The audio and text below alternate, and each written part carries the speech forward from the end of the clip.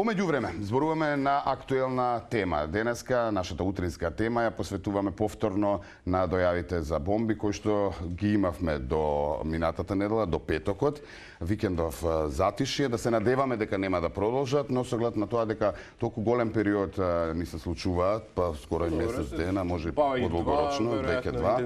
Така што, ајде малку да позборуваме и да се навратиме на таа тема, потоа што имам IT експерт, сме се дружеле на други теми поврзани со интернетот, хакирање и така натаму. Кристијан Тасовски, добро ни дојде повторно во утринска.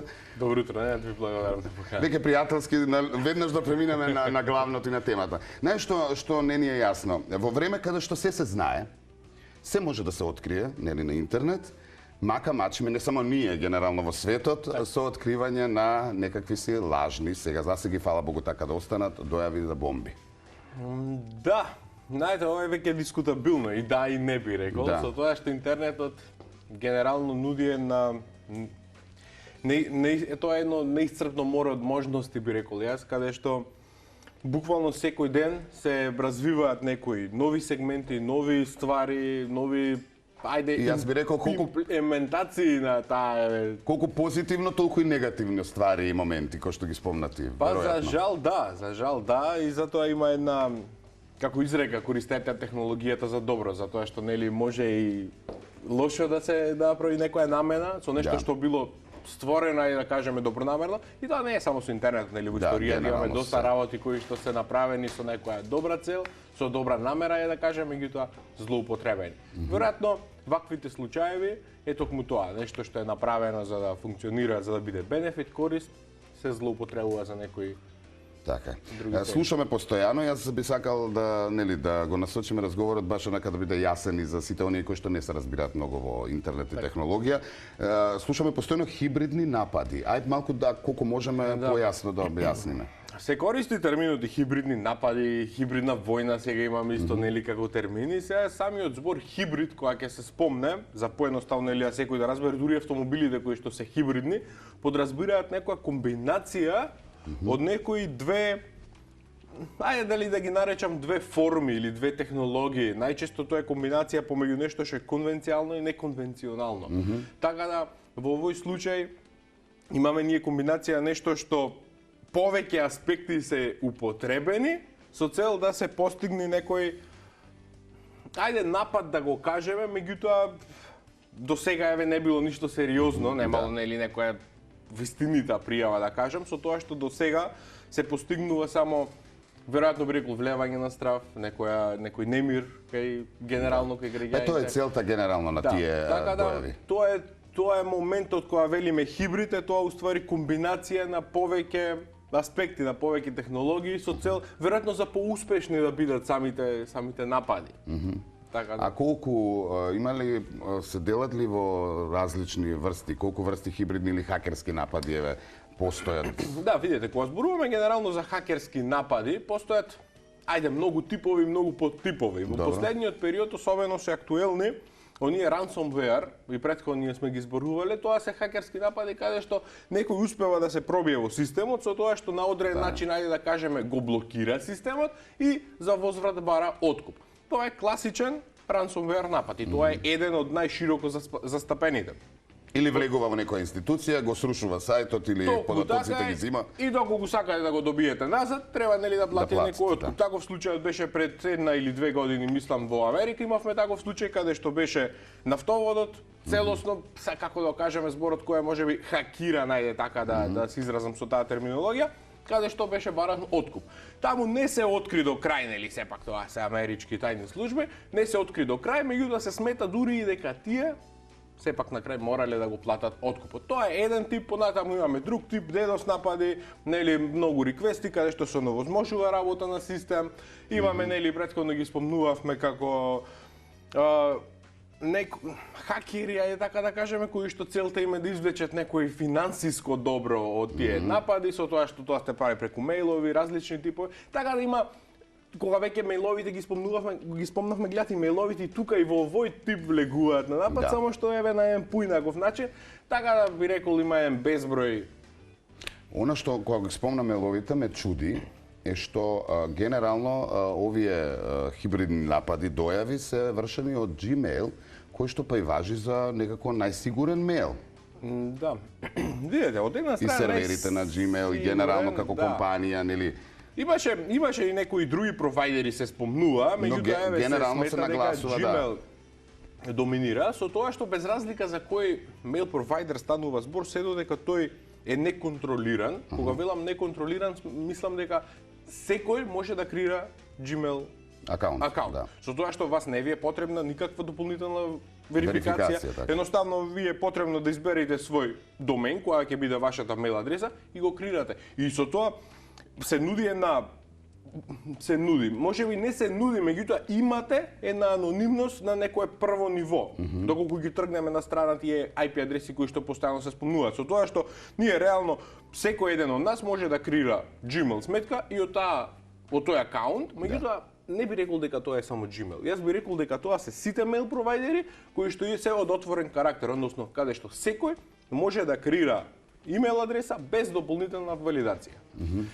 И едноставно може, нели, секој еден од нас си креира и го испраќа мејлот.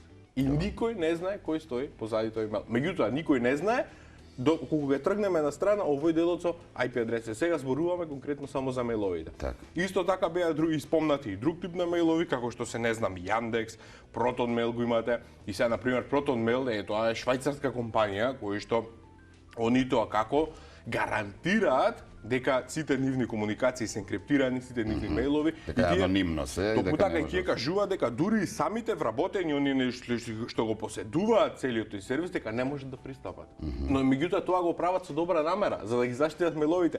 Веројатно никогаш не се очекува дека ќе дојдат вакви ситуации, каде што, знаете, ќе дојдеме во некоја непријатна ситуација, па сега дали е тоа добро да дискутираме или не. Сепак тоа на почеток било направено со некоја секако добра намера со цел да се гарантира приватност на корисниците. Сега одиме со ред. Информациите од МВР велат дека стапиле во контакти со надлежните во Gmail за да можат побрзо да циркулираат тие информации, нели, потребни кои што им се, и се побара помош и од НАТО. Што значи оваа соработка со Gmail и ова помош од НАТО или од другиве служби странски? странски? Делот кога зборуваме за мејл провайдерите, Добро.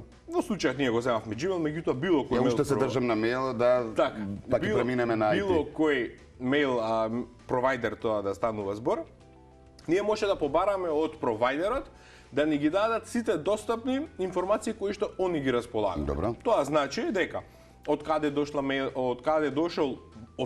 барањето за да се испрати таа мејл порака.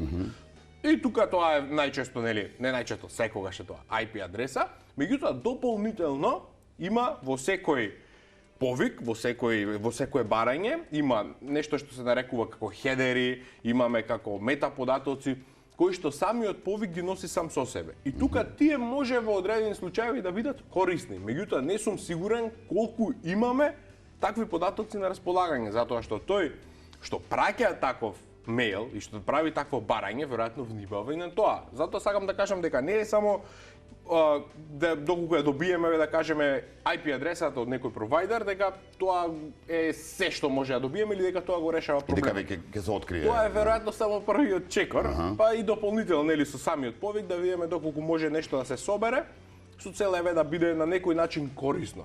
Веројатно не би го открило кој стои позади, нели, сам позади кој бил испраќачот, меѓутоа еве може би нешто при кога би направил грешка тој да може ние да ја откриеме.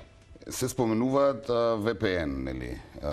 VPN, адресите. Да, се спомнуваат VPN, меѓутоа, знаете, генерално... Сега има им програмчиња кои што може да лажираат од каде праќаат, од каде пристапуваат. Да речеме, јас сум користел програм каде што, нели, лажира IP адреса за да можеш да отвориш одредена страница која што не е за Македонија и така натаму. Најчесто се користат тоа за овие што се како Netflix, некои провайдери, каде што имате ограничено за сите кои што пристапуваат од одредена територија на одредена држава, можат да гледаат филмови или одредени содржини мултимедијални, без разлика за кој провайдер станува збор.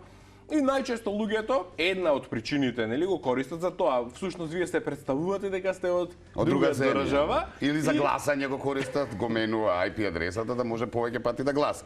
Многу финти, нели, смислени, но во оваа конкретна ситуација. И сега тоа сакав да го кажам, како што спомнавме на почеток дека имаме многу типови, не може да ги кажеме дека се 2, 3 или не знам одреден број, многу типови на хакерски или подтипови на напади. Исто така би рекол дека и тука имаме различни начини на рутирање, јас би рекол генерално. Добро. Кога велам рутирање, тоа е насочување на сообраќајот. Најосновниот тип кој што би било најсрекно сценарио за нас во случајот е некој едноставно од својот компјутер да пристапи до мејл сервисот, да кажеме до Gmail го спомнавме, да испрати мејл, па ние преку Gmail да дознаеме кој стои позади тоа. Меѓутоа, тоа како што гледаме во случајот не, веројатно има и некој случај откриен, тоа се можеби по мене Кавадарци Скопје може би. По мене јас сметам дека се веројатно некои инцидентни случаеви, тоа знаете, кои што се нашле во таа цела ситуација. Несрекни дечиња кои што може би се поиграле. Да. Меѓутоа генерално тој што тоа го прави и тоа го прави, пазете, на регионално ниво. Ова не се случува само кај нас. Така е. Тоа се случува и во повеќе држави. Еве Косово, Србија, Босна и Херцеговина, Хрватска, Молдавија, САД, Црна Гора. И веројатно по мене, знаете, внимаваат на тие работи. Сега, кога велиме внимаваат, ние го користиме VPN само како едно средство, без разлика дали тоа станува збор за слободно користење на VPN или имаме ние провайдери кои што нудат VPN сервис. Тука прв проблем кој што би сакал кога сме веќе кај VPN-от, само да го напоменам, дека одреден дел од провайдерите гарантираат дека не чуваат никакви логови. Значи никакви како да кажам, не ги чуваат трансакциите кој юзер што направил со цел да ја заштитат приватноста. Доколку е тоа вистина, тука имаме уште еден проблем. Значи, они само го пренасочуваат сообраќајот без при тоа да го чуваат тоа. Сега, во зависност кај се наоѓа провайдерот, зборуваме за овие што се легални, легитимни, некои држави им налагаат, меѓутоа има држави кои што се залагаат да ја заштитат приватноста. Претходно спомнавме Швајцарија. Швајцарија е една од државите кои што и тоа како се ги заштитуваат таквите податоци. Не зборувам само за IP адреси. Вие имате случај со финансиски криминал, таму имате сметки кои што и тоа како години постојат и тие се грижат за нивната принудност и не ги откриваат. Така да сакам да кажам дека надвор од Европа, на секаде низ светот имаме држави со кои што некои налагаат регулатива, некои не налагаат. Некаде самите VPN провайдери се штитат. Меѓутоа, VPN провайдери, класичен VPN е само еден од начините. Имаме прокси сервери, имаме нешто што се нарекува Tor. Tor, веројатно, од време на време тоа доаѓа во популарноста, меѓутоа се слуша тој Black Market или Darknet, што е познато. Добро. Еден од предусловите за да се пристапи на тој маркет е користење на Tor.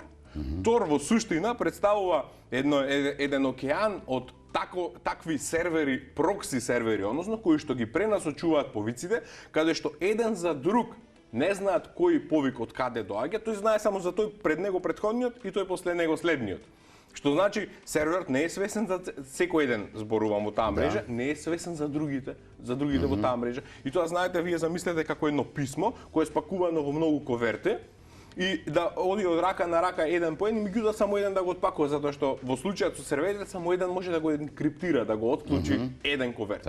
И овој знае само за наредниот, меѓутоа секој нареден знае само за наред. И во таков случај, кога вие имате, без разлика кој пристап и кога е VPN, на почеток што го спомнавме, тоа не значи дека само еден VPN ќе се користи, тоа може да е мрежа од VPN провайдери. И вие е многу тешко, тука јас често кога слушам, може или не може, знаете, тоа веројатно не е така црно-бело, како што и можеби ништо не е црно-бело околу нас. Така да има тука дискутабилно и кога ќе кажеме може и кога ќе кажеме не може, веројатно е нешто помеѓу, каде што е тешко да се открие целиот тој пат што го спомнав, затоа што секаде може да постои сервер во било која држава, без разлика дали е тој легитимен, нелегитимен, дали стои компанија позади тоа, дали државата налага и пред се дали државата е согласна, можеби не е соодветната, дали е желна, дали сака со нас да соработува. Затоа што ние не со сите држави добро стоиме, велиме со НАТО. НАТО ги опфаќа само еден дел од државите, меѓутоа има држави од трети земји кои што и тоа како, па во последниот период особено гледате каква е геостратешката ситуација и тоа како имаме проблем за да ние соработуваме, па еве ако откриеме дека некои повици доаѓаат од држави кои што не ни се нешто можеби многу за соработка отворени, како преку тие држави. И тука е тој момент каде што се кажува и еве нели тоа и го гледаме дека е навистина тешко да се открие со тоа што повторно би рекол. Не е невозможно да колку внимателно се гледа. По мене секој нареден напад од една страна знаете е ризик, представува ризик, меѓутоа од друга страна може да представува и можност за откривање. За откривање. Така, брзо откривање. Значи не можеме да одговориме Па дали не би може, можеле, да, колку како може, што реков, е и премногу. пливаме во океан од информации, IP адреси и Толку, така така натаму, е, кои и што тоа треба е. да се откријат. Благодарам многу. Многу имаме за разговарање. Јас некако сакав да го срочиме тоа во 12 на минути. Тешко е, но еве некако Нешто успеваме. најкратко. Така е, Христијан, следна прилика си се гледаме пак поврзано со овие теми, да се надеваме дека нема повеќе да дискутираме за бомби, нели дојави.